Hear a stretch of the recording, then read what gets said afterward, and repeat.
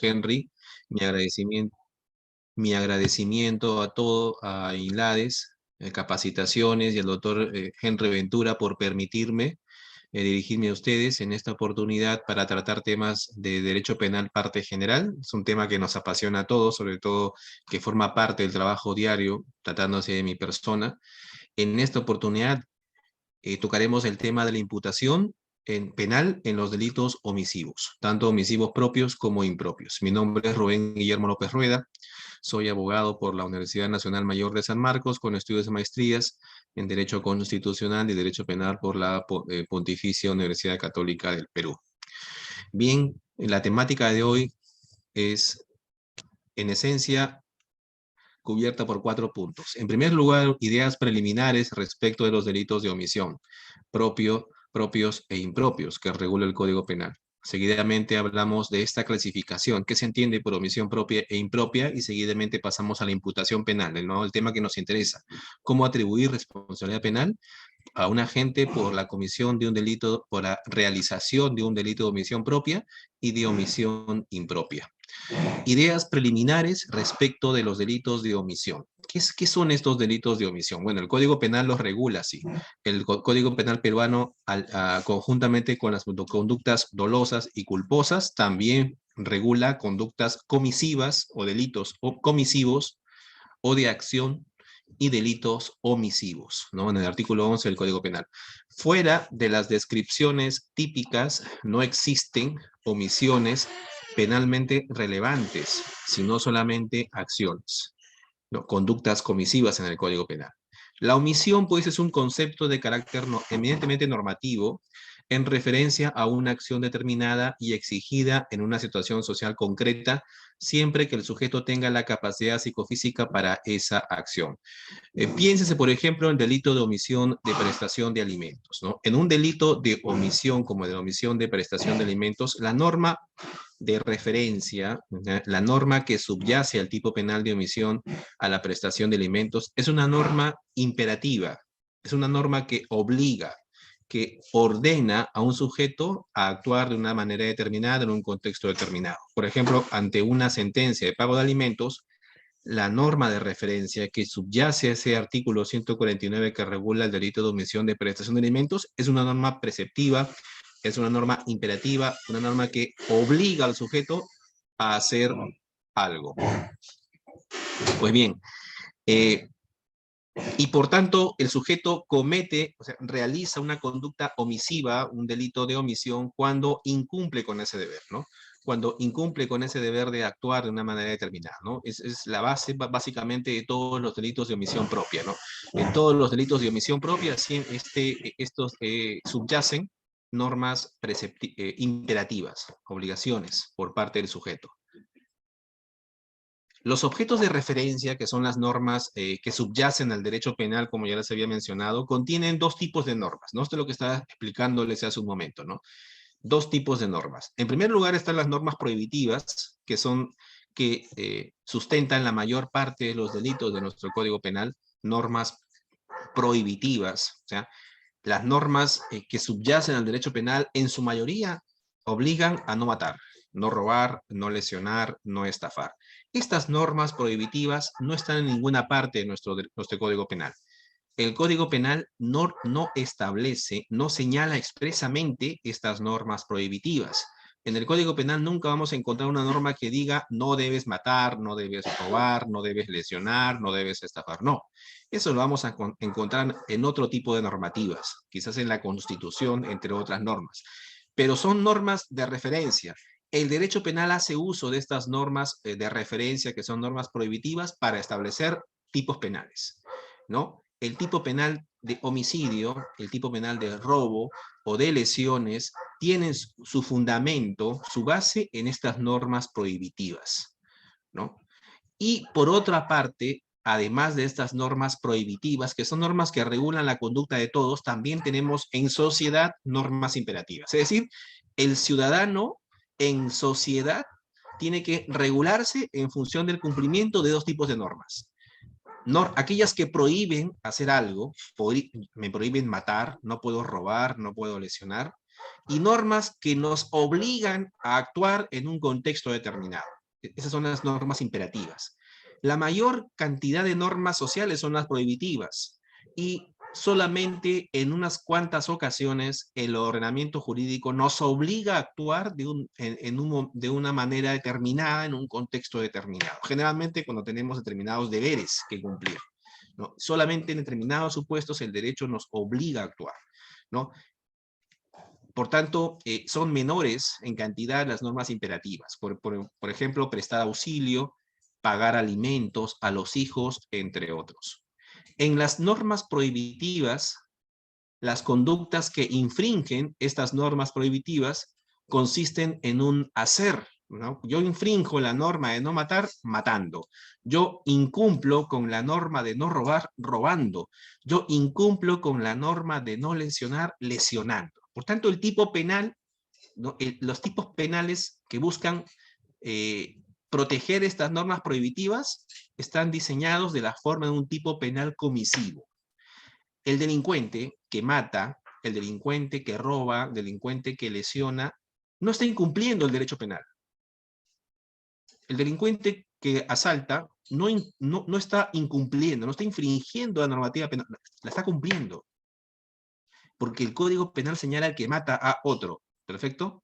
El asesino, el delincuente que mata, que roba, está cumpliendo con lo que establece la norma penal, pero está infringiendo la norma que subyace a ese tipo penal, que son objetos de referencia o, como les menciono, normas por lo general prohibitivas. La mayor cantidad de tipos penales que establece el Código Penal están diseñados en la manera de tipos comisivos que buscan proteger, ¿no?, normas prohibitivas, ¿no? Y solamente unos tipos penales están diseñados bajo la modalidad de tipo de omisión y que buscan proteger normas imperativas de actuación en determinados supuestos. Actualmente, según la teoría negativa de la acción, que presupone que la posición de garante es un elemento común tanto en delitos de comisión y de omisión, hay una tendencia al abandono de la diferenciación entre delitos comisivos y delitos omisivos. Es evidente porque, aunque ustedes de repente no han podido advertir, pero lo cierto es que esta diferenciación entre tipos de comisión y tipos de omisión en realidad es una diferenciación básicamente ontológica, causalista, ¿no?, naturalista.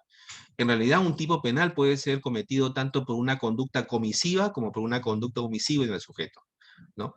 Sin embargo, para la teoría negativa de la acción, no debería haber una diferenciación entre delitos de comisión y omisión. En realidad, se estila que en los delitos de omisión el sujeto tenga una posición de garante específica, a diferencia de los delitos de comisión. Sin embargo, la posición de garante, según esta teoría, la tienen todos los ciudadanos, ¿no? Toda persona tiene de alguna manera una posición de garante, pero la idea es saber de qué y respecto de qué.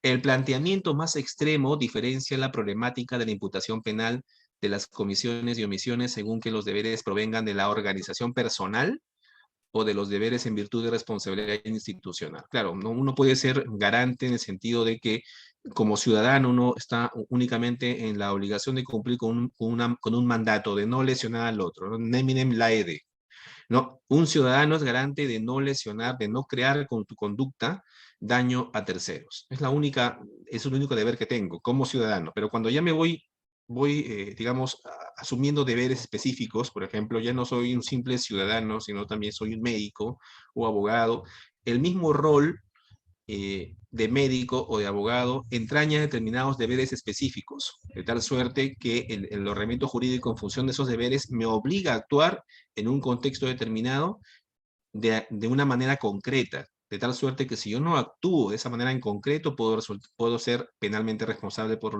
los resultados que pueda ocasionar esa conducta, ¿no? Ese no actuar. Básicamente ese es el diseño de los delitos de omisión.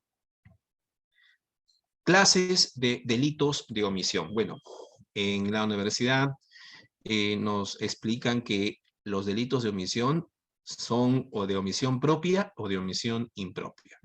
Los delitos de omisión propia son propiamente, justamente el nombre lo indica, propiamente son los delitos de omisión.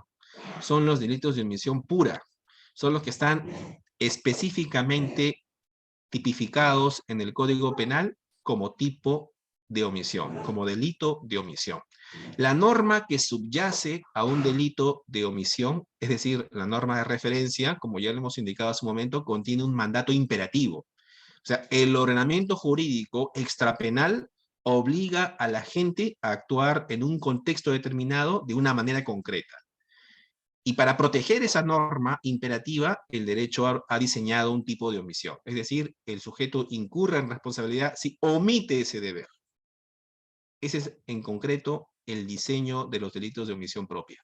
La norma de referencia contiene un mandato imperativo y se castiga la simple infracción de dicho mandato. Está expresamente previsto en la ley penal. Estos delitos de omisión propia están específicamente regulados. Tenemos tipos de omisión propia en el artículo 127, delito de omisión de prestar auxilio inmediato. Tenemos un delito de omisión propia en el omisión de pasar alimentos, el clásico delito que representa una ingente cantidad de la carga procesal del Poder Judicial, el delito de omisión de pasar alimentos, del artículo 149, generalmente el primer párrafo. Otro delito de omisión propia es el de omisión legal de actos oficiales, del artículo 377, más conocido como omisión de funciones, que es también cualquier ciudadano que se queje de la autoridad por una conducta, digamos, contraria, una inercia de la autoridad pública, ¿no? Lo que estila el ciudadano es presentar su denuncia penal ante el Ministerio Público por omisión de funciones, ¿no? Es un delito sastre, un delito muy genérico, pero es una omisión, es una figura tipo de omisión. Omisión de prestar auxilio cometida por la autoridad policial, también es un delito de omisión propia, porque están específicamente regulados en el Código Penal y la norma que subyace a los tipos de omisión propia es una norma que obliga, de tal suerte que el sujeto incumple esta norma que obliga simplemente omitiendo, es decir, no haciendo o haciendo algo distinto, tipo penal de omisión propia. A diferencia de los tipos de omisión propia, tenemos, por ejemplo, aquellas situaciones en las que la gente comete o realiza un delito de comisión, pero mediante un no hacer, de tal suerte que ese no hacer de la gente equivale a la realización activa de ese delito. Delito de omisión impropia. ¿A qué me refiero con esto? Tenemos el caso de una enfermera. Vamos a empezar por un ejemplo para que pueda entenderse mejor. Si tenemos a una enfermera que está cuidando de su paciente, que es una persona de edad, en el domicilio de este paciente, y que tiene que suministrar determinados medicamentos a determinada hora, bajo el riesgo de que si no le suministra determinados medicamentos, esta persona puede complicar su salud e inclusive puede morir. Y si tomamos en consideración que esta enfermera, por ejemplo, de manera voluntaria, dolosa, omite suministrar una determinada cantidad de pastillas a las 8 de la noche, por ejemplo, que tenía que tomar la pastilla, ¿no? Y el paciente no la toma, esta persona que estaba bajo sus cuidados no toma las pastillas porque la enfermera no se lo suministra, al día siguiente amanece muerto. Diremos ahí, para nadie va a cuestionar el hecho de que ahí hay un resultado muerte. La pregunta es, ¿responderá esa enfermera? Y si responde penalmente, ¿por qué delito? Bueno, la doctrina de los delitos de omisión impropia o delitos de comisión por omisión considera que en ese caso en concreto, esa enfermera sí va a responder penalmente. ¿Por qué? ¿Por qué delito? ¿Va a responder por no haber atendido adecuadamente a su paciente? ¿Va a responder por la muerte del paciente? Esa es la respuesta. La muerte se le va a atribuir jurídico penalmente a la conducta de la enfermera de no atender adecuadamente, no suministrar los medicamentos a la hora señalada. Por tanto, esa conducta que aparentemente no es comisiva, no estamos hablando de una persona que, digamos, dispara contra otra, o una persona que coja un cuchillo y enceste puñaladas a la otra persona. No, estamos hablando simplemente, en ese caso en concreto, de un no hacer. La enfermera que no suministra los medicamentos a su paciente, ¿no? En esos casos, la doctrina ha señalado, caramba, es difícil ¿cómo se entiende con el delito esta figura, con un delito comisivo de homicidio, ¿no? Que generalmente es un delito donde las personas hacen algo, ontológicamente hablando, o disparos, o meto cuchillos, o golpeo. Ahí la enfermera no ha hecho absolutamente nada, ni siquiera lo ha tocado, simplemente la enfermera omite dar un determinado medicamento y esto ocasiona que el paciente fallezca. Pues bien, esas figuras que la doctrina, digamos, las plantea, se resuelven mediante estas figuras de delitos de omisión impropia. Los delitos de omisión impropia, a diferencia de los delitos de omisión propia, no están específicamente regulados en el Código Penal. El Código Penal regula tipos de comisión. Homicidio, artículo 106, lesiones, 121, 122, robos, entre otros. El tipo penal regula específicamente tipos de comisión. Pero la realidad es tan amplia, como en el caso de la enfermera que le estoy planteando, que incluso ontológicamente un sujeto puede no hacer absolutamente nada y causar el mismo resultado que si lo hubiera realizado de una manera activa. Tipos de omisión impropia. Puedo matar sin hacer nada. Pero ¿en qué casos ocurre esto? No, cualquier sujeto puede cometer un delito en omisión impropia. No. La doctrina ha advertido que en esos casos en donde el sujeto, sin hacer absolutamente nada o haciendo algo distinto, produce un resultado lesivo al bien jurídico, en este caso a la enfermera que no suministra medicamentos y produce la muerte de su paciente, la doctrina advierte que en todos esos casos de omisión impropia hay una posición de garante en el caso del agente, en este caso de la enfermera. Pero es una posición de garante de cualquier ciudadano común y corriente, no. Es una posición de garante respecto de deberes específicos. Solamente la enfermera tenía esa posición de garante respecto de su paciente de atenderlo a determinada hora, brindarle sus medicamentos a determinada hora, de tal suerte que si no le brindaban esos medicamentos, él corría riesgo, ¿no? El propio paciente, incluso riesgo de muerte. No hacerlo implica una omisión por parte de la enfermera y por tanto la causación de la muerte se le puede atribuir jurídico penalmente. Homicidio en comisión por omisión. Estos delitos de omisión impropia, por eso son llamados delitos de comisión por omisión, porque el no hacer, esta conducta omisiva equivale jurídicamente, ojo, no solamente ontológicamente, no va a ser una equivalencia ontológica material imposible. Un hacer con un no hacer no se equivalen en la realidad, ¿no? Se van a equivaler jurídico-valorativamente. La equivalencia es, por tanto, normativa, ¿no? Normativa. El salvavidas, que, digamos, está en la playa, está ejerciendo su labor, nadie va a dudar que el salvavidas tiene una posición de garante específica, no es la posición de garante de cualquier persona que está caminando por la ciudad y dice yo, el único deber que tengo que cumplir es el de no lesionar al otro. No, el salvavidas tiene la obligación de rescatar a las personas bañistas que puedan estar en riesgo, en peligro, ¿verdad? El salvavidas tiene una posición de garante general, no, específica. Y se advierte que a un enemigo del salvavidas, un compañero de carpeta cargoso, o el joven del colegio que le quitó a la enamorada, está que se ahoga y el salvavidas de manera intencional omite su labor, no lo salva. De tal suerte que se produce la muerte de ese bañista que generalmente resulta ser el enemigo del salvavidas. Ahí el salvavidas tiene una posesión de garante específica y estaría cometiendo un delito de homicidio doloso en comisión por omisión. Comisión por omisión. Porque tiene un deber específico. Su posesión de garante es específico. Por eso es que el profesor Jacob señala que en realidad no son estas personas con deberes específicos las únicas que tengan posesión de garante. Todos los ciudadanos en comunidad tienen siempre una posesión de garante. El detalle es saber garante de qué. Garante de qué.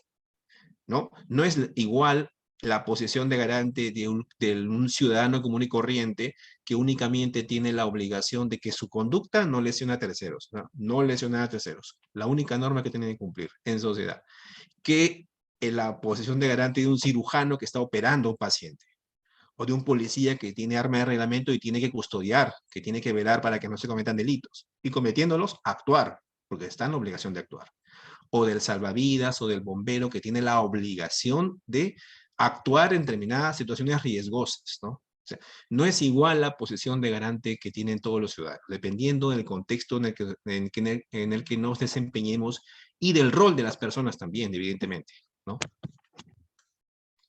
Por tanto, ese salvavidas va a responder por homicidio. Y si es intencional, si omitió cumplir con su labor de salvavidas de manera deliberada e intencional, podrá incurrir responsabilidad penal en homicidio doloso, artículo 106.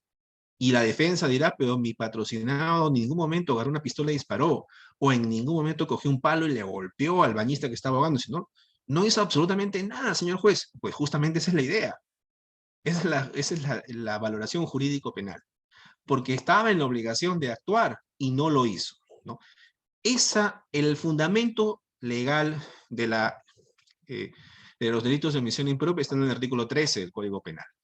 El artículo 13 regula, es una cláusula de la parte general del Código Penal que, digamos, supera los cuestionamientos a los delitos de comisión por omisión o delitos de omisión impropia que en su momento se hicieron en el sentido de que no cumplía con el principio de legalidad, porque en el Código Penal no se regula específicamente una comisión por omisión de homicidio.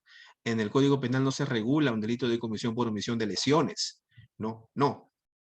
Justamente por este cuestionamiento es que el legislador incluye un artículo 13 del Código Penal en la parte general para decir que sí, se aceptan la realización de un delito por omisión, pero con dos presupuestos, con dos requisitos. Que uno, el primer requisito, que el ciudadano, que la gente tenga un deber especial. Dice expresamente, deber especial. O que haya realizado un actuar precedente, es decir, que haya, digamos, creado un peligro concreto.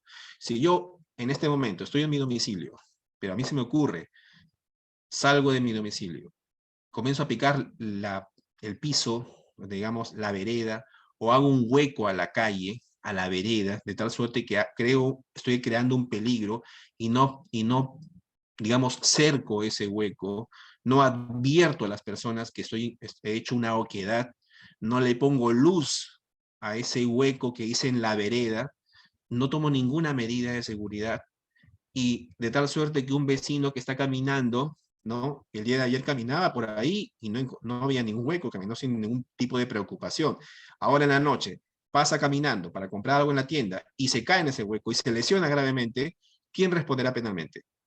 Yo, porque yo he creado con un actuar precedente un peligro y no he adoptado ninguna medida digamos, para que nadie pueda lesionarse. El que crea un peligro está realizando un actuar precedente riesgoso para bienes jurídicos protegidos. Está en la obligación de evitar cualquier tipo de resultado que ese peligro que tú has creado vaya a producir a terceros. Si no lo hago, y si ese peligro que yo he creado ha causado lesiones a terceros, yo voy a responder por esos daños, por esas lesiones, penalmente. Actuar precedente. Deber específico y actuar precedente es el primer presupuesto que establece el artículo 3 para imputar, digamos, un delito en comisión por omisión, y el segundo es la equivalencia. Es decir, ese no hacer tiene que ser equivalente al hacer comisivo del tipo penal. O sea, ese no hacer de la enfermera tiene que equivaler a matar, ¿no? Del artículo 106. En el caso de la enfermera está claro, ¿no? O el caso de la persona que contrata, yo soy un padre de familia, contrato a una niñera para que cuide a mi hijo, que es, digamos, tiene un nivel de discapacidad, o en todo caso es un niño de 3 años, yo voy a salir con mi esposa al cine o al teatro, contrato a esta enfermera para que cuide a mi hijo de 3 años, de 4 de la tarde a 10 de la noche. Y esta enfermera acepta, ¿no? Y en algún momento de la noche está viendo televisión, llega su pareja, comienzan a ver televisión en la sala, a conversar, a tomar uno que otro trago, descuidan a mi hijo de 3 años que se levanta por la bulla, sale caminando, se va al baño, cruza la piscina, se mete a la piscina, muere ahogado. Muere ahogado, ¿no? Ahí, por ejemplo, ahí la enfermera que asumió digamos, que tiene una posición de garante, va a responder penalmente, va a responder por la muerte. No vaya, es que no hizo absolutamente nada. Ahí hay una conducta, digamos, ontológicamente hay un no hacer, pero ese no hacer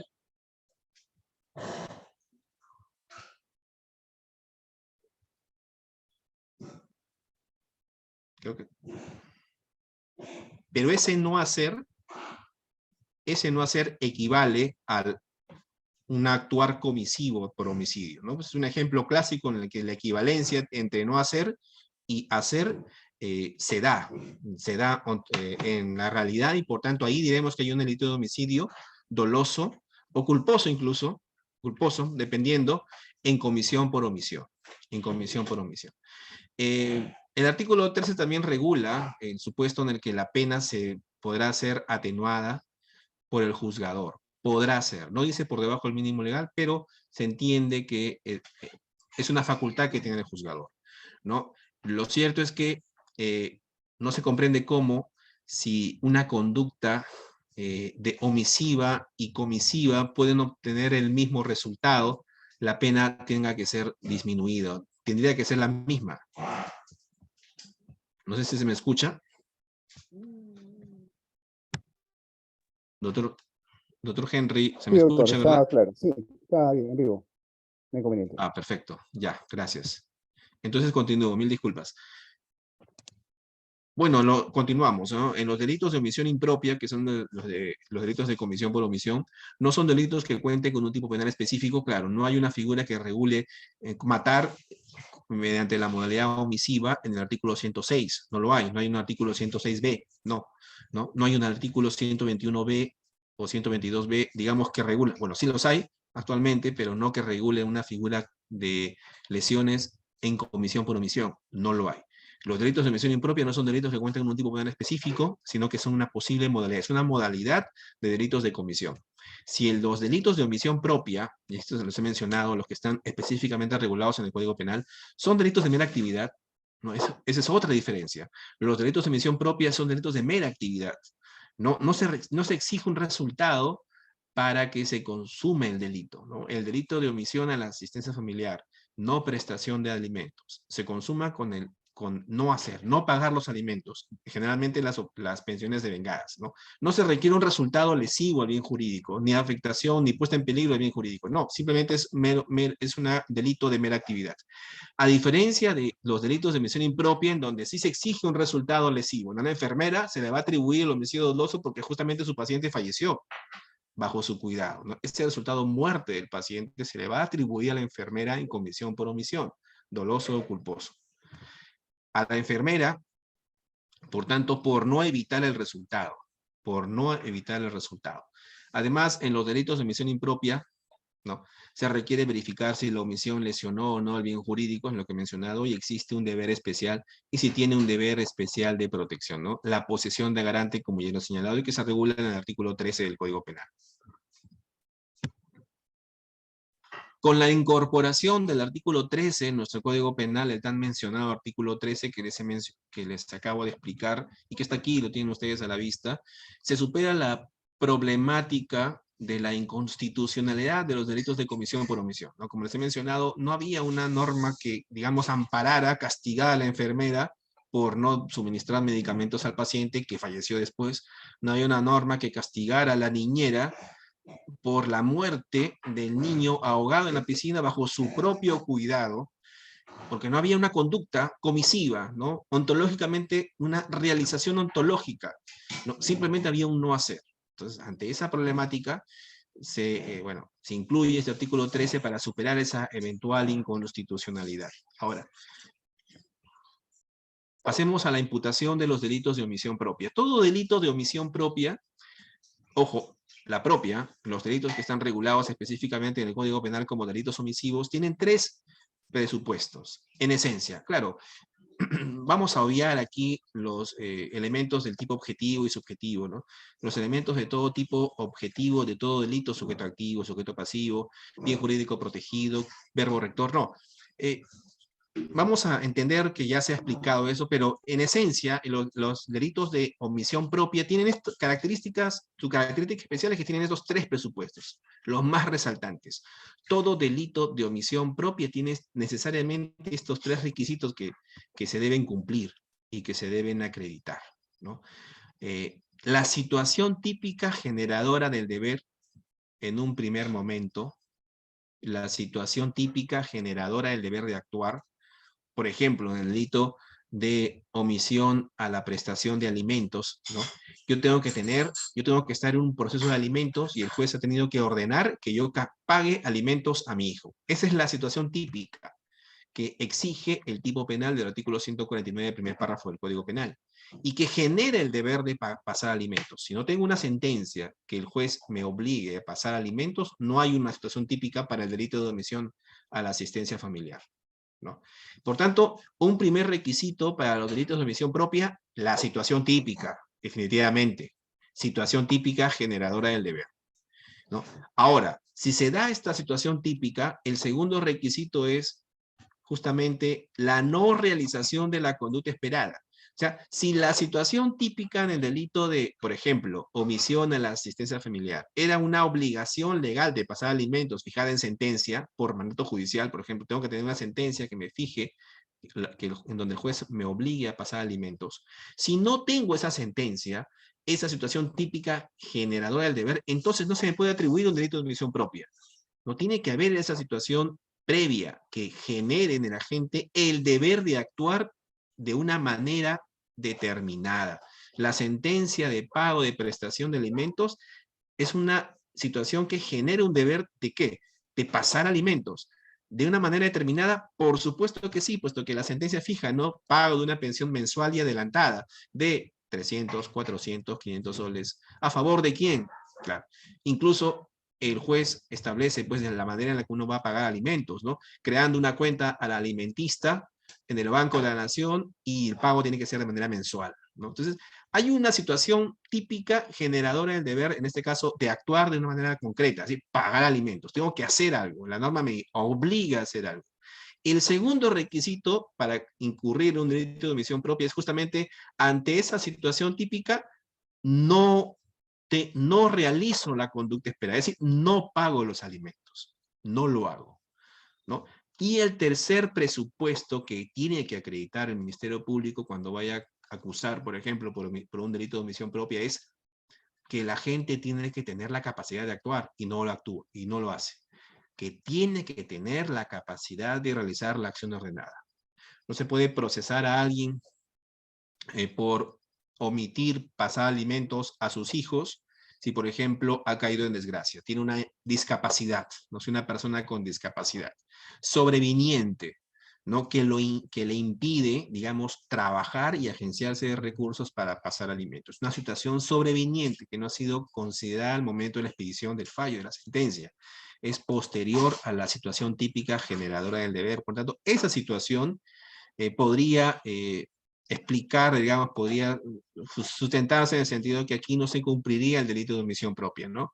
Porque no tendría la capacidad para actuar, no tendría la capacidad. Claro, pero no es lo mismo tener una discapacidad sobreviniente que no tengo trabajo, señor juez, no, que la situación está difícil, que tengo otros hijos, no, esas cuestiones no, pues no califican como una discapacidad no tener la capacidad para, no, definitivamente que no, estamos hablando de situaciones serias, ¿no? Objetivamente acreditadas, ¿no? Una discapacidad es el ejemplo clásico, ¿no? Una discapacidad motora o una discapacidad incluso mental, una enfermedad, digamos, degenerativa cerebral posterior a la situación típica podrían permitir, o sea, impedir que una persona pueda ser procesada por omisión a la asistencia familiar o un delito de omisión propia. Esos son los tres requisitos de un delito de omisión propia. La situación típica generadora del deber que tiene que estar acreditada en la carpeta. La situación que genere el deber de realizar una determinada conducta tiene que estar acreditada. Es el presupuesto de hecho de donde se deriva el deber de actuar una conducta concreta. Por lo general, esta situación típica la contempla el tipo penal, ¿no? Como por ejemplo, el que encuentra a una persona herida o a cualquier otra persona en estado grave y de inminente peligro, que es la situación típica del delito de omisión propia del artículo 127 del Código Penal. O tenemos aquí otra situación típica, la obligación de prestar alimentos que establece el mandato judicial, es decir, tengo sentencia, que es situación típica del delito del artículo 149 del Código Penal, que ya les he mencionado, o la situación típica de tener noticias acerca de la comisión de un delito, esto en cuanto al delito del artículo 407, es decir, la omisión de denuncia, por ejemplo, esa es la situación típica que se debe acreditar primero. Y luego tendría que acreditar la no realización de la conducta por parte de la gente. No realizar la conducta ordenada por parte de la gente. La omisión es ejecutar una conducta distinta. O sea, puedo no hacer la conducta esperada o puedo ejecutar una conducta pero distinta a la ordenada, ¿no? En los delitos de omisión propia siempre hay una conducta ordenada que la gente no realiza y frecuentemente esta acción típica está señalada expresamente en el tipo penal, ¿no? El que omite prestar auxilio inmediato, ahí el tipo penal lo redacta, ¿no? Lo que se espera de la gente, ¿no? Prestar auxilio inmediato y el agente omite, ¿no? Artículo 127. O el que omite un acto de su cargo, del artículo 377, el delito de omisión de funciones, ¿no? Ahí el tipo penal específicamente señala lo que se espera de la gente y la gente no lo hace, omite un acto de su cargo. O cuando el tipo penal señala al policía que omite la prestación de un auxilio legalmente requerido. Ahí el tipo penal está señalando expresamente lo que se espera de la gente. ¿Cuál es el mandato imperativo que tiene que realizar? Prestar auxilio cuando se le requiera legalmente al efectivo policial, ¿no? En estos tipos penales, tipos de omisión propia, por lo general el legislador incluye, ¿no? ¿Cuál es el mandato imperativo, ¿no? ¿Qué es lo que se espera que la gente realice y en definitiva no lo hace? O lo hace de manera distinta, que también es igual a no hacer. Y el tercer requisito, como ya les he mencionado, es la capacidad de realizar la acción esperada. Esa capacidad no es jurídica, ¿no? Es una capacidad psicofísica, una capacidad psicofísica. Aquel que diga, no, doctor, disculpe, pero no tengo trabajo, no podía pagar alimentos, ¿no? Su deber es de trabajar para pagar alimentos a sus hijos. No, pero, bueno, me acaban de despedir del trabajo, ¿no? Tampoco, uno tiene la obligación de agenciarse de sus propios recursos para poder cubrir sus necesidades y las de sus hijos. Esa no es una incapacidad, eso no lo va a excluir de responsabilidad penal, ¿no? La capacidad aquí tiene que ser psicofísica y tiene que ser al tiempo de la comisión del hecho.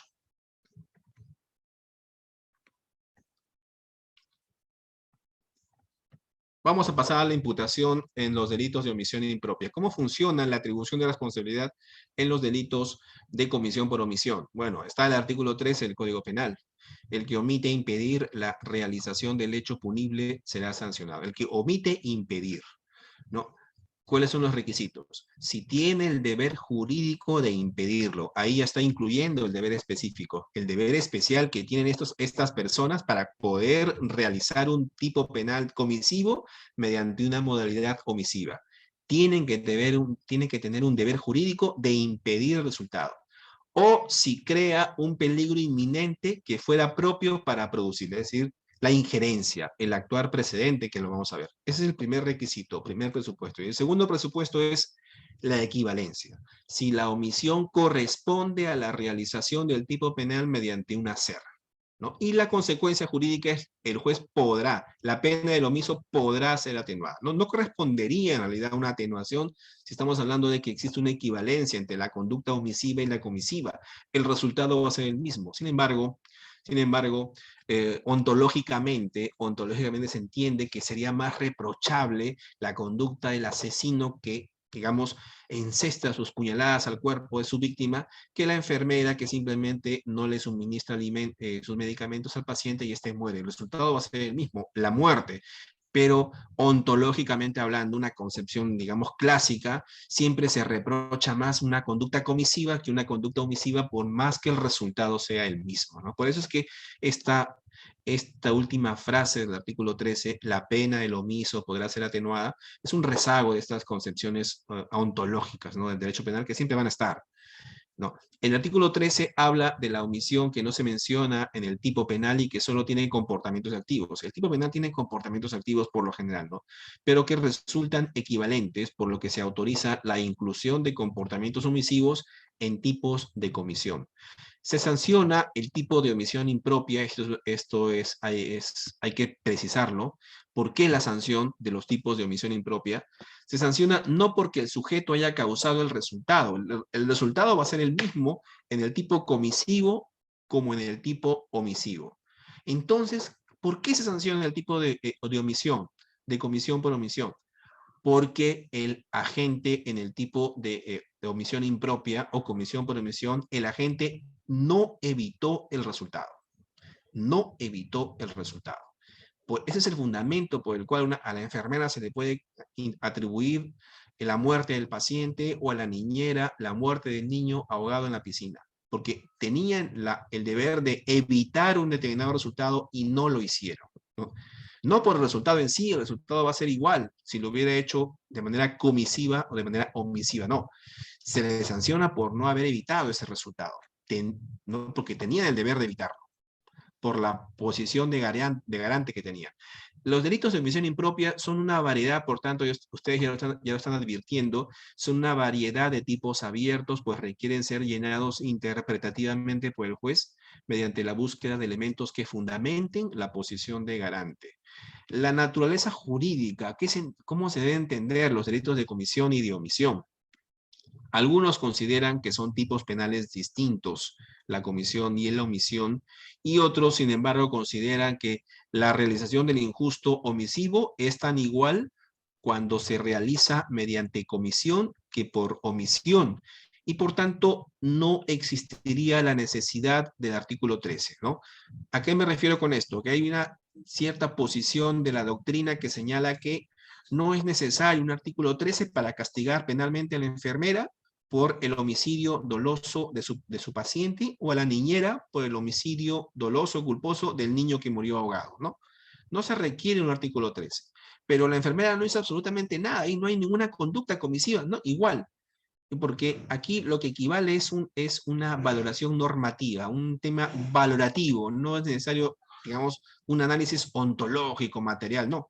Simplemente hay que hacer un análisis valorativo y por tanto no es necesario un artículo 3. Es una posición de la doctrina, sin embargo, nosotros todavía nos mantenemos en la primera posición de que los tipos de comisión y los tipos de omisión son distintos en función de las normas de referencia, de las normas que subyacen a los tipos de comisión y a los tipos de omisión. Como ya les he mencionado, la norma que subyace a un tipo de comisión son normas de prohibición, que son por lo general la gran mayoría de las normas sociales, y las normas que subyacen a un tipo de omisión son normas imperativas, que obligan.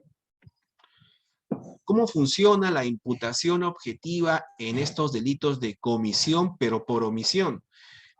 Los elementos estructurales de la omisión impropia son dos: la posición de garante y la cláusula de equivalencia, que son básicamente los requisitos del artículo 13 que acabamos de leer, ¿no? Ustedes lo tienen ahí, ¿no? El numeral 1 habla sobre la posición de garante, ¿no? Que puede ser, bueno, la posición de garante tiene diversos orígenes, que como ya lo vamos a ver, ¿no?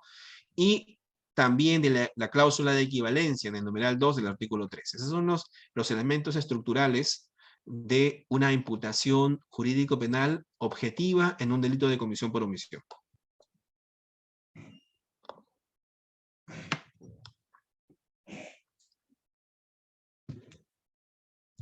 A ver, en principio, todos los tipos comisivos pueden ser practicados por una omisión. Ese es por lo general. Todos los tipos comisivos, un homicidio, lesiones, pueden ser ejecutados mediante una omisión, un no hacer de la gente, por lo general.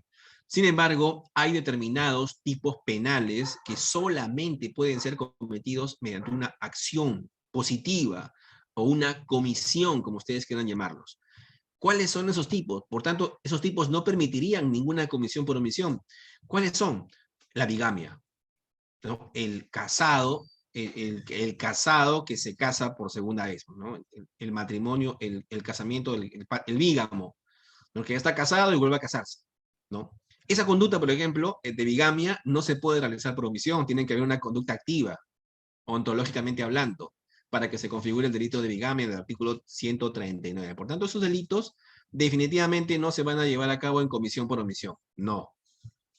Otro delito que solamente se puede realizar mediante una conducta activa, positiva o comisiva, como quieren ustedes llamarlo, es el matrimonio con persona casada. Claro, el bígamo es el que en la bigamia se castiga al casado que se casa no, por segunda vez. En el matrimonio con persona casada del artículo 140 se castiga a la otra persona. A la persona que no está casada, pero se castiga a sabiendas con un casado, ¿no? No está casado, pero se castiga, se casa a sabiendas con un casado. O sea, el 139 castiga al bígamo y el artículo 140 del Código Penal castiga a la persona con la que se casa el bígamo, a sabiendas. Y también en los delitos de propia mano, ¿no? Y esto parece que no lo entiende la Corte Suprema cuando termina sancionando por homicidio, por violación sexual a la mamá de la niña por no evitar la violación sexual por parte del padrastro, que en una famosa casación reciente, la Corte Suprema entendió que la madre podría ser condenada también por violación sexual en comisión por omisión por no haber evitado la violación de su hija por parte del padrastro a sabiendas de que la niña estaba siendo violentada por el padrastro, ¿no? Nadie duda de que la madre va a tener responsabilidad penal en ese contexto. El cuestionamiento es en delitos de propia mano como la violación, ¿no? Porque no se puede castigar por violación a una persona por ver o por agarrar digamos, el delito de violación sexual es un delito de propia mano en el sentido que tiene que haber un suceso material, en este caso el acceso carnal, para cometer violación, ¿no? Son considerados delitos de propia mano porque tiene que haber un contacto físico, por lo menos. Por tanto, no se entiende cómo la Corte Suprema ha podido, digamos, condenar a una madre como autora del delito de violación sexual en comisión por omisión por no haber impedido el resultado, ¿no? Bueno, ahí no funciona la equivalencia, ¿no? Ahí la Corte Suprema entiende que es equivalente esa omisión de la madre a la conducta del violador. Y la doctrina específicamente señala que no puede haber equivalencia en delitos de propia mano, sin embargo la Corte Suprema ahí lo ha considerado que sí puede haber equivalencia. Bueno, es una posición discutible, ¿no? Pero es bueno también dejar en cuenta eso, hacer la precisión. Posición de garante. En los delitos de omisión impropia son considerados estos delitos de omisión impropia como delitos de infracción del deber, es decir, porque se exige un deber especial del sujeto con respecto al bien jurídico, ¿no? En puridad existen expectativas asociadas a toda persona por el hecho de serlo. Esto yo lo expliqué hace un momento, ¿no? Porque pueden organizarse con consecuencias jurídicas, así existe en todo ciudadano, en todos, en este momento un deber genérico de no dañar al otro, es el deber genérico del neminem laede, como se le conoce, ¿no? El deber que tenemos todos es este en particular, no dañar a otro. Yo puedo desenvolverme en la sociedad como se me antoje con el único deber de no dañar a otro, no crear riesgos para otras personas con mi propia conducta, ¿no? Pero solo pocas personas en sociedad tienen deberes especiales, ¿no? Ese deber de no dañar a otro es un deber general, a diferencia de los deberes especiales que tienen determinadas personas, ¿no? De acuerdo al rol que desempeñen, cuando deben actuar para mantener indemnes las esferas jurídicas y evitar resultados. Ahí, cuando las personas tengan deberes especiales, ahí podemos hablar de posición de garante, dice la mayor parte de la doctrina, ¿no? Claro, para el profesor Gunther Jacobs, el profesor alemán, en realidad todos tenemos posición de garante, unos más que otros, ¿no? Incluso el ciudadano en general tiene una posición de garante, ¿no? Pero hay posiciones de garante generales y posiciones de garante específicas, o como le llama el profesor Jacobs, posiciones de garante según competencia organizativa de cada uno, ¿no? De no dañar a otro, y posición de garante según competencias institucionales. Por ejemplo, cuando tienes deberes específicos, como el padre, como el tutor, curador, administrador de una empresa, ¿no? Entre otros. Bien, la posición de garantes son garantes los individuos que asumen deberes específicos Acá está, acá lo vamos a ver. Son garantes los individuos que asumen deberes específicos de acción para evitar que se genere el resultado típico. Recuerden ustedes, no se castiga en comisión por omisión a una persona por el resultado, sino por no haberlo evitado. La determinación de la calidad de garante. ¿De dónde surge esta posición de garante? La doctrina tradicional entiende que la posición de garante surge o bien del contrato o una asunción voluntaria, o sea, el contrato o una decisión unilateral de la gente, la ley o el hacer precedente que se le conoce como la injerencia, ¿no? Eso, tradicionalmente se ha entendido que esas son las tres fuentes de la posición de garante que me obligan a mí a actuar de una manera determinada y a evitar resultados, que no tiene cualquiera, que no lo tiene cualquier ciudadano, sino determinados ciudadanos en contextos concretos. ¿De dónde surge esa posición de garante? La doctrina tradicional entendía que eso surge, en primer lugar, de la ley. Por ejemplo, los padres para con los hijos. La vinculación familiar es una vinculación legal, ¿no? De los padres tienen legalmente, el Código Civil establece que son garantes de los, respecto de la seguridad de la persona de sus hijos, tienen el deber de cuidarlos y de vigilarlos, ¿no? En todo momento, ¿no? Cuando son menores de edad, ¿no? Entonces, ahí hay una posición de garante por ley. Contrato, cuando, por ejemplo, la enfermera o la niñera que por contrato asumen una posición de garante respecto del paciente o de la niña que van a cuidar respectivamente. Pues ahí tenemos una posición de garante nacida de un contrato, de un acuerdo. Aquí también se entiende, se comprendía tradicionalmente no solamente el contrato, sino también la decisión unilateral, ¿no? La asunción voluntaria del riesgo. Por ejemplo, el caso de que yo esté manejando por la calle y soy testigo de un atropello, que hay un señor atropellado en la pista. Todavía no llega la ambulancia. Yo bajo y yo me ofrezco voluntariamente para llevar ese herido al hospital. Y bueno, ya, llévenselo. Y la policía, los bomberos están ahí. Y bueno, me dice, ya, perfecto, usted asume voluntariamente un riesgo. Yo estoy asumiendo, yo voluntariamente estoy, digamos, asumiendo una posición de garante respecto de esa persona que está atropellada. Es cierto que si yo la llevo a cualquier parte, menos al hospital, y fallece o se lesiona, yo voy a ser penalmente responsable. Entonces, ahí hay una asunción voluntaria, que se asimila al contrato, ¿no? Y el tercer la tercera fuente de la posición de garante es el hacer precedente, la injerencia, ¿no? Cuando yo con mi conducta creo un riesgo para bienes jurídicos, con mi conducta riesgosa, creo una fuente de peligro, ¿no? Si yo estoy manejando, digamos, borracho con mi auto, en sentido contrario por una avenida, estoy realizando una conducta riesgosa, peligrosa, es una fuente de peligro. Y por tanto, si yo creo con mi conducta una fuente de peligro, realizo una conducta riesgosa, yo voy a ser responsable penalmente por los resultados que esa conducta ocasione, ¿no? Por los resultados que esa conducta pueda propiciar. O cuando yo, por ejemplo, instalo en mi casa un grifo clandestino o una industria no autorizada, no fiscalizada, de tal suerte que esta industria o este grifo están creando un peligro no solamente para mi propia vida o de mi familia, sino también para mi vecindad. Por ejemplo, si destino a mi casa como un almacén de productos pirotécnicos. Esa es una conducta riesgosa. Es una conducta eminentemente riesgosa para terceros. De tal suerte que si con mi conducta riesgosa ocasiona lesiones a bienes jurídicos, lesiona a personas o muerte de personas, yo voy a ser responsable penalmente por injerencia, hacer precedente.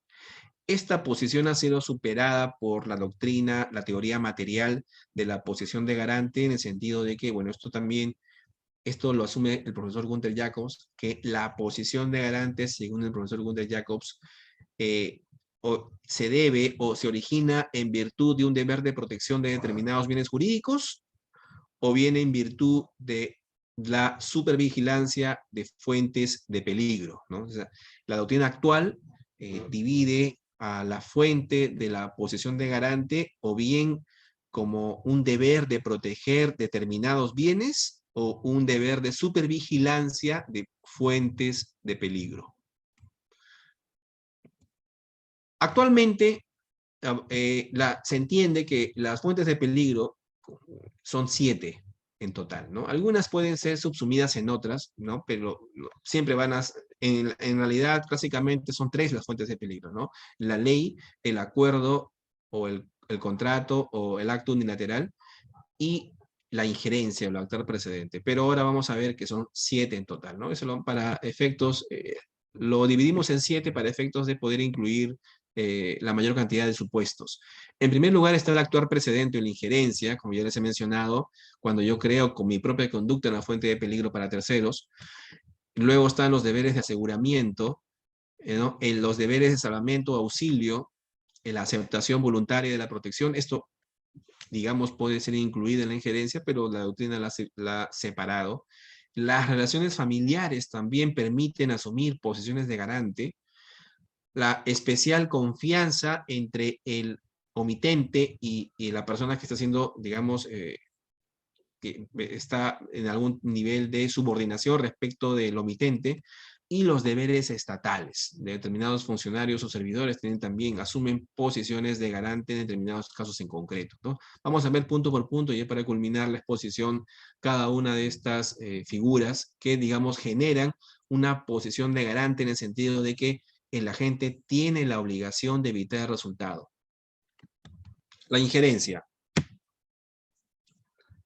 La injerencia o el hecho precedente, ¿no? Quien ha creado con su conducta precedente una situación de peligro para un bien jurídico tiene el deber de evitar el peligro, o que ese peligro, perdón, se convierta o se traduzca en un resultado de lesión al bien jurídico, so pena de considerar que la producción de esta sería tan achacable al sujeto como su causación positiva, ¿no? Quien con su conducta crea un peligro tiene la obligación de responder por las lesiones que ese peligro vaya a ocasionar. Eso es en concreto lo que se dice con el actuar precedente.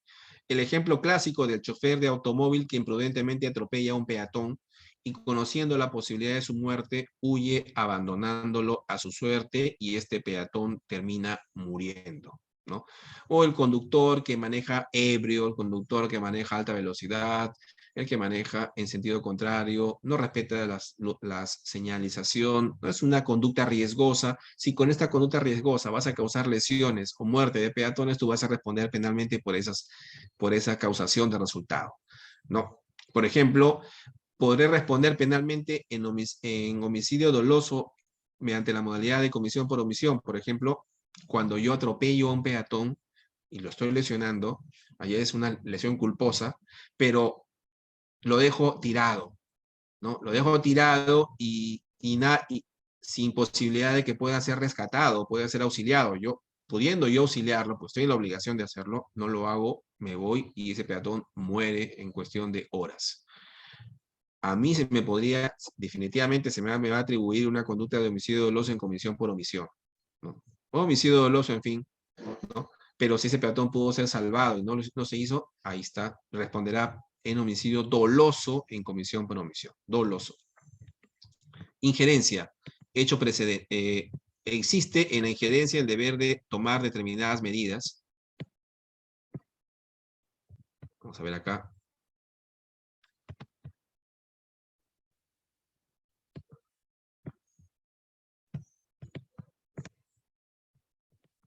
Ya.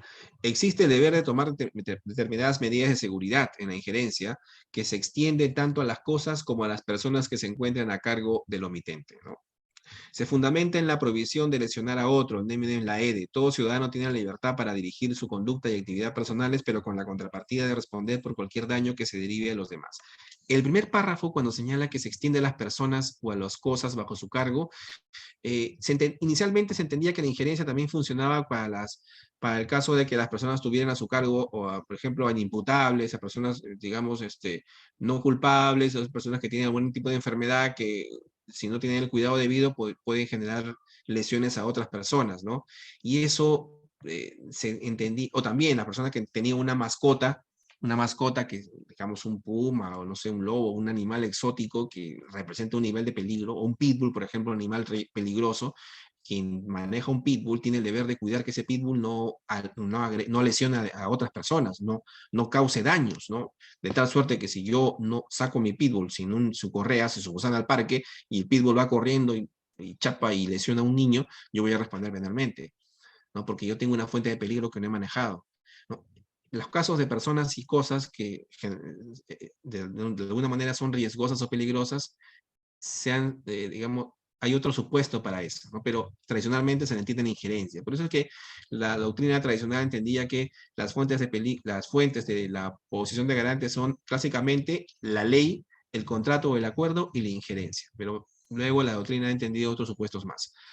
Se identifica un doble efecto en la injerencia. La injerencia no alcanza a toda clase de peligros a los bienes jurídicos y solo respecto de aquellas lesiones que representen la realización del peligro creado por la conducta propia, ¿no? Solamente eso. A ver, el actuar precedente debe ser voluntario. Acá debe ser actuar precedente, debe ser voluntario, consciente. En el sentido de imputable a la persona, quien crea voluntariamente, conscientemente el peligro, queda en posesión de garante. No son comportamientos precedentes los hechos fortuitos, por ejemplo. Un desastre natural no es un comportamiento precedente. Yo no he creado el desastre natural, no me pueden atribuir las lesiones que este desastre natural vaya a causar a terceras personas, ¿no? Pero la posición de garante podría estar en casos de desastres naturales, no en función del desastre mismo, que no es un hecho precedente, sino en función del cargo o función que yo pueda desempeñar en ese desastre natural. Si yo soy policía, encargado de la seguridad, del orden interno, o soy bombero, encargado de salvar a las personas de incendios, por ejemplo, durante ese desastre natural y no cumplo con mi deber, omito, podría responder penalmente por el resultado que la omisión ocasione, ¿no? A los policías y a los bomberos se le impone un deber de actuar en determinados casos y por tanto en esos casos de desastres naturales el policía y el bombero pueden ser responsables penalmente si su actuar por no evitar un determinado resultado, por no evitarlo, podría ser el caso, ¿no? Pero no por el desastre natural en sí, porque no es un actuar precedente, ¿no? Si se aceptan las conductas precedentes, las conductas precedentes en dolo o en imprudencia. Un actuar precedente puede ser una conducta dolosa o culposa también. El actuar precedente puede fundarse en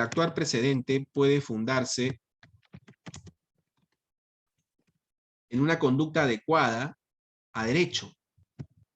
Por ejemplo, quien ha soportado una legítima defensa y yace herido y el defensor lo deja en ese estado y luego muere a consecuencia de sus heridas, responderá penalmente porque tiene una posición de garante, ¿no? Pero yo me he defendido, el sujeto me ha insultado, o me está atacando, quiere lesionarme, yo me defiendo y lo dejo herido. En lugar de que él me lesione, yo ejerzo legítima defensa y termino lesionándolo a él. Ese actuar precedente, esa defensa, es legítima, es adecuada a derecho, sí.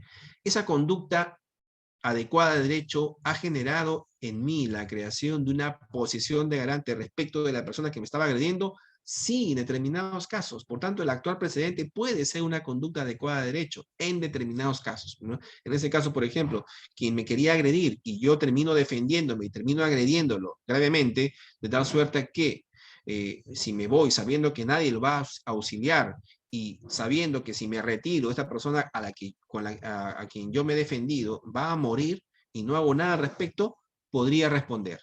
Podría responder porque ahí hay una posición de garante que ha sido creada con un actual precedente que es una conducta adecuada a derecho.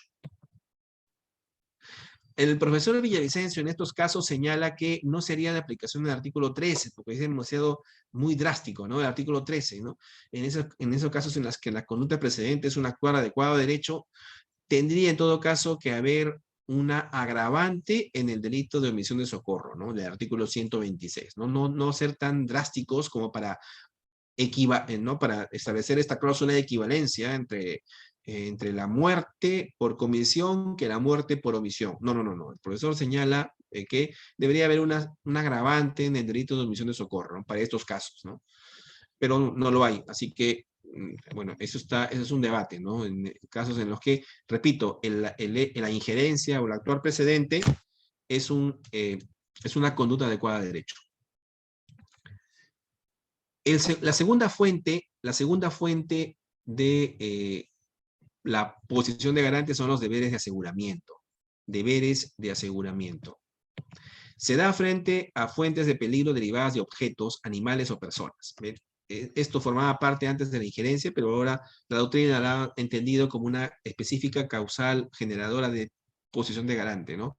Deberes de aseguramiento respecto de objetos, animales o personas que se encuentran a cargo del omitente. Los responsables, por ejemplo, de construcciones peligrosas, los dueños de animales peligrosos, los responsables de industrias peligrosas, minas u otras excavaciones de recursos naturales. Cuando se trata de personas peligrosas a cargo del omitente, se trata de controlar una específica peligrosidad. Por ejemplo, por tanto, existe una posición de garante cuando el sujeto tiene deber de asegurar una determinada fuente de peligro, como por ejemplo, animales peligrosos, personas peligrosas, obras de construcción peligrosas, entre otras. Ahí hay una posición de garante y por tanto hay que adoptar estas medidas para evitar lesionar a terceros, por ejemplo, que mueran personas. La otra fuente de la posición de garante son los deberes de salvación o de auxilio. Deberes de salvación o de auxilio. Cuando los peligros creados por el omitente hayan alcanzado los bienes de otro o se encuentren próximos a ello, se genera el deber de auxilio o salvamento. Cuando los cursos causales peligrosos ya han salido del ámbito de organización y pueden haber alcanzado al de la víctima. Por ejemplo, medicinas adulteradas que pueden ser atentatorias a la salud y que aún se encuentran almacenadas en la casa del consumidor. Por ejemplo, ahí hay ahí hay una deber de salvación o de auxilio que permite que estas personas tengan posición de garante respecto de los consumidores, ¿no? Otra fuente de la posición de garante es la aceptación voluntaria en la protección, ¿no? Aceptación voluntaria. Una persona deposita su confianza en otra y esta última la acepta, ¿no? El caso que yo les he planteado, ¿no? El caso que les he planteado de que una persona es testigo de un accidente, un atropello, y voluntariamente se compromete a socorrer a la persona atropellada y llevar al hospital. Por tanto, si yo hago eso, yo asumo el riesgo de que si esta persona fallece o muere sin que yo la haya llevado, la llevo a otro lado, yo voy a responder penalmente. Hay una asunción o aceptación voluntaria de la protección, ¿no? Se comprende aquí también el contrato, ¿no? El caso de las niñeras o de las enfermeras, ¿no? También ingresa dentro de la figura del contrato en este supuesto de aceptación voluntaria de la protección. No todo deber legal o contractual o promesa unilateral puede fundamentar un delito de omisión impropia o comisión por omisión, solo cuando se atribuye al obligado deberes especiales de cuidado, de vigilancia o de protección, ¿no? Por ejemplo, no solamente está en el caso de las niñeras o de las enfermeras respecto de pacientes o de niños, sino también los guías de turismo en zonas peligrosas, maestros de escuela, conductores de vehículos de transporte público o privado, guardianes, guardaespaldas, tienen posición de garante, entre otros. Excepcionalmente, el tiempo de duración de la garantía puede superar el tiempo de validez del contrato. Yo puedo, digamos, soy un niñero contratado por una pareja para cuidar a 2 bebés, ¿no? Durante la cena de esta pareja, ¿no? Llega a las 10 de la noche, no llegan, pero quedamos a las 9. Ha pasado 1 hora y no llega. 10:30, tampoco. 11, ya me estoy preocupando. Son las 11, tengo que llegar a mi casa. Es 11 de la noche, no voy a encontrar colectivo. Toque de queda. ¿Qué hago? Mi contrato dice 9 de la noche. Por tanto, si no llegan, allá ellos. ¿Yo me retiro y dejo a los niños ahí? No, no. La aceptación voluntaria implica incluso la extensión del tiempo de duración del contrato más allá de lo que establece el propio contrato. La obligación, la posición de garante no fenece por la duración o el cumplimiento contractual, ¿no? El derecho penal no tiene que estar sujeto a los conceptos que se manejan en otras ramas del derecho penal, ¿no? Por ejemplo, el derecho civil, no es así. Incluso puedo tener un contrato nulo de niñero o de enfermera, y sin embargo, ahí, a pesar de que hay un contrato nulo, igual, para el derecho penal, tienes posición de garante, como enfermera y como niñera, a pesar de que el contrato es nulo. También las relaciones familiares crean posición de garante. Por ejemplo, pienses en los padres respecto de los hijos menores de edad.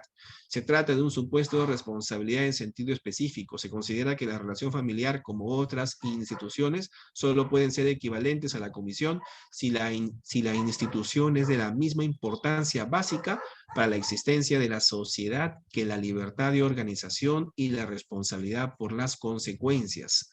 Ojo que pueden originarse, estas relaciones familiares generan posición de garante en normas jurídicas, pero se requerirá además de una relación familiar de cuidado. ¿A qué me refiero? Por ejemplo, no va a tener la posición de garante respecto del hijo el padre que está separado de la madre. Este padre puede ser padre, pero está separado de la madre de tal suerte que quien atiende, digamos, al hijo es en este momento la mamá, porque el padre se retiró de la casa.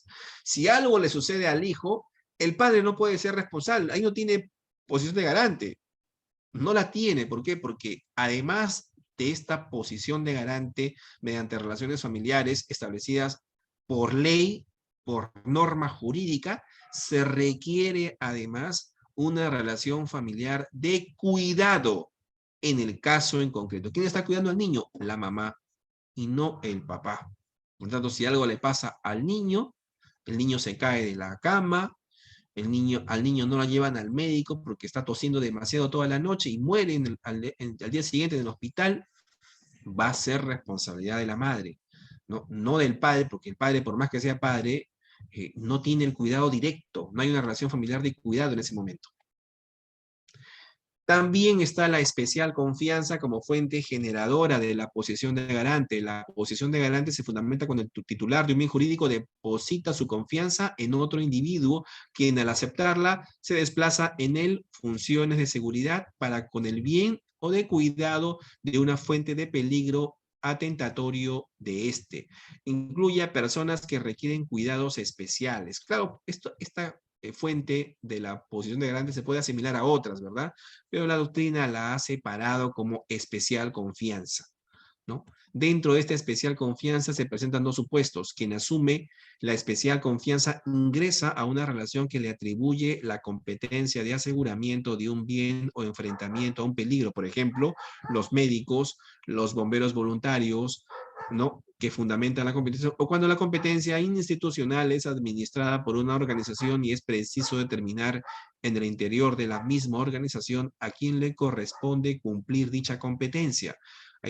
Aquí se entiende que hay una especial confianza en el marco de los servicios médicos, hospitalarios o centros de salud. La especial confianza es importante en el caso, por ejemplo, de las personas que se van de excursión, digamos, a una actividad de aventura, 6 o 7, por ejemplo, y uno se lesiona gravemente. Estamos en plena excursión en el Colca, son 7 estudiantes de la Universidad San Marcos o de cualquier otra universidad, están en excursión, en campamento varios días, de tal suerte que dada mala suerte, uno se lesiona, fractura la pierna, los demás tienen el deber de cuidarlo. Ahí nace una posición de garante mutua entre todos, ¿no? Es digamos, lo que se conoce como las relaciones de comunidad, que entra en este supuesto de especial confianza como un elemento generador de una posición de garante, Las relaciones de comunidad es la que surge en el marco de una participación voluntaria de varias personas en una situación de peligro que genera un deber de socorro o auxilios mutuos, es decir, varias personas están tácitamente obligadas a socorrerse entre sí. Y el ejemplo clásico es este ejemplo. Si en una expedición de andinistas uno de ellos se accidenta, los demás se encuentran en posición de garante respecto de él. Si yo dejo a esta persona herida y avanzo con mi excursión y muere, la muerte no va a ser producto de una conducta, digamos, activa, positiva de mi parte. Hay un no hacer de mi parte. ¿Hay una obligación de evitar el resultado? Sí. ¿Hay una omisión de mi parte? Sí. ¿Tengo posición de garante? En ese caso en concreto, sí la tengo. Por tanto, habrá homicidio doloso en comisión por omisión. Omisión impropia. Y finalmente, deberes estatales. deberes estatales, que también son fuente generadora de posición de garante. A ver. Los deberes estatales expresados en las labores de los funcionarios o servidores públicos frente a los bienes particulares sometidos a su competencia pueden también originar posición de garante. Por ejemplo, la responsabilidad de los superiores militares o policiales en relación a las conductas delictivas de sus subordinados o la del personal penitenciario en relación a las conductas peligrosas de los internos. O yo me pongo el ejemplo, ¿no? Cuando interviene en mi vehículo y por conducción de esta ebriedad, mi vehículo, digamos, pasa a poder de la Policía Nacional, que es entidad pública. Ellos tienen la obligación de cuidar, tienen el deber de cuidar mi vehículo, ¿no? Si yo tengo en mi vehículo cosas de valor, la Policía Nacional está en la obligación de supervigilar ese vehículo y las cosas de valor que en él existen, puesto que yo estoy intervenido por conducir en estado de ebriedad, ¿no? Ahí hay un deber estatal de protección, ¿no? Si mi vehículo entra a la comisaría y luego desaparece, no, desaparece una llanta a las 2 horas, desaparece 2 llantas a las 4 horas, el motor, la computadora del motor al día siguiente, o limpiaparabrisas a los 2 días, ya el fiscal me suelta a los 3 días y ya no tengo auto, digamos, no hay posición de garante en ese sentido, y la policía me puede decir, no, lo que pasa es que acá en la zona hay muchos ladrones, han subido. No, un ratito, la policía no ha hecho nada. No, un ratito, no es lo que usted haya o no haya hecho, sino es la posición de garante que tiene respecto de ese bien en concreto. No, pero yo no fui, no interesa que usted haya sido, sino no ha evitado el resultado. Este es un ejemplo clásico de posición de garante que se origina a partir de deberes estatales, ¿no? Y finalmente, ya para culminar, para terminar la exposición, el segundo presupuesto de la imputación objetiva en los delitos de comisión por omisión u omisión impropia, la equivalencia, la tan mentada equivalencia. Esa omisión, esa conducta omisiva debe ser equivalente a la conducta comisiva, ¿no? Hay 2 teorías para solucionar este tema. La causalidad hipotética, aplicando la equivalencia de condiciones, si se agrega mentalmente la acción mandada y el resultado desaparece, quiere decir que la omisión es causal. Pero aplicar causalidad hipotética, equivalencia de condiciones, estamos hablando de una aplicación, de una concepción del derecho ya, digamos, ya superada, que es el causalismo, ¿no? En el derecho penal, ¿no? Actualmente se exige un nexo de evitación. Es el criterio predominante. El autor debe tener la capacidad suficiente para poder realizar la conducta que ha omitido. No solo es equivalencia material, sino tiene que haber una equivalencia en sentido jurídico o valorativo. El injusto específico de acción de la no evitación de resultado en los delitos con elementos especiales de la acción solo puede corresponderse con el hacer positivo. O sea, la omisión solo puede corresponderse con el hacer positivo si el resultado se realiza aproximadamente como exige el tipo penal. Por ejemplo, los tipos de estafa también pueden ser realizados en comisión por omisión. La estafa, ustedes pueden revisarlo, se puede cometer por engaño, por astucia, ardid u otra forma. Y esa otra forma podría incluir conductas omisivas que puedan ser equiparadas jurídico, valorativamente, normativamente, como una conducta comisiva. O sea, en algunos tipos penales se permite la equivalencia, pero jurídica, no solamente material, como el causalismo, la causalidad hipotética. A partir de esta exigencia y la equivalencia, se distinguen omisiones idénticas y omisiones no idénticas a la comisión activa. ¿No? Hay determinadas omisiones impropias que son idénticas a la comisión y hay otras que no lo son. ¿No? Por ejemplo, la madre que omite amamantar al hijo recién nacido y éste muere. Ahí, evidentemente, nadie va a dudar de que esa conducta omisiva de la madre de no amamantar al niño recién nacido equivale a una conducta comisiva de omisión. Ahí definitivamente hay una responsabilidad penal por homicidio doloso, de manera intencional inclusive, ¿no? Tanto como si hubiera causado la muerte del niño asfixiándolo, como no darle sus alimentos esenciales, que es el amamantar al niño. Ahí hay una omisión idéntica a causar la muerte del niño por comisión. Pero hay otros supuestos en donde las omisiones no son idénticas a la causación por comisión, ¿no? Como el caso, por ejemplo, de la persona del que está defendiéndose en legítima defensa, y contra su agresor lo termina hiriendo gravemente, y de suerte que sabiendo que está herido no lo auxilia, lo deja ahí, nadie lo va a auxiliar, solamente yo, pero me retiro y termina muriendo, ¿no? La muerte definitivamente se le tiene que atribuir, porque hay una posición de garante que ha surgido justamente a consecuencia de una conducta adecuada, la injerencia adecuada de derecho, que es la legítima defensa. Pero por ahí diremos, ay, no se puede, pues, ¿no? Ahí es difícil considerar homicida a esa persona porque el otro lo estaba agrediendo, ¿no? Ahí hay una omisión impropia que no termina a ser idéntica a la comisión. Entonces, a raíz de esto, ¿cómo resuelve el legislador penal peruano estas omisiones? Omisiones idénticas y las que no son idénticas. ¿Cómo las resuelve? La pena del omiso podrá ser atenuada. En las omisiones idénticas, definitivamente la pena debe ser igual a la comisión, en la omisión que en la comisión. No puede disminuir. No, a la madre que no da de amamantar al niño y lo mata, esa madre debería recibir una pena tan igual a que si lo hubiera ahogado o si lo hubiera ahorcado a su hijo. La pena debería ser la misma, porque el resultado es el mismo y es más, es incluso doloso, ¿no? Sin embargo, no es así, ¿no? No hay, el legislador considera que la pena del omiso debe ser atenuada o podrá ser atenuada. Es una facultad que le otorga el legislador al juzgador a efectos de evaluar. Entiendo personalmente que esta última frase del artículo 13 permite al juzgador hacer esta distinción, ¿no? Entre omisiones idénticas y las que no lo son. Ahí en donde encuentre omisiones idénticas a las comisiones, no atenuará la pena, ¿no? Porque es una facultad. Podrá atenuarse una facultad y por tanto ahí no ejercerá esa facultad. Y aquellos otros casos en donde la omisión impropia no sea idéntica a la comisión, esto por valoración, ¿no? Ahí podrá atenuar la pena del omiso, ¿no? Y con esto he culminado, doctores. Le doy las gracias a INLADES por permitirme dirigirme a ustedes. Muchas gracias. Buenas noches.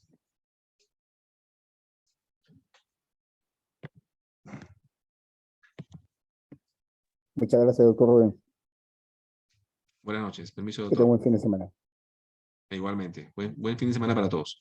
Buenas noches.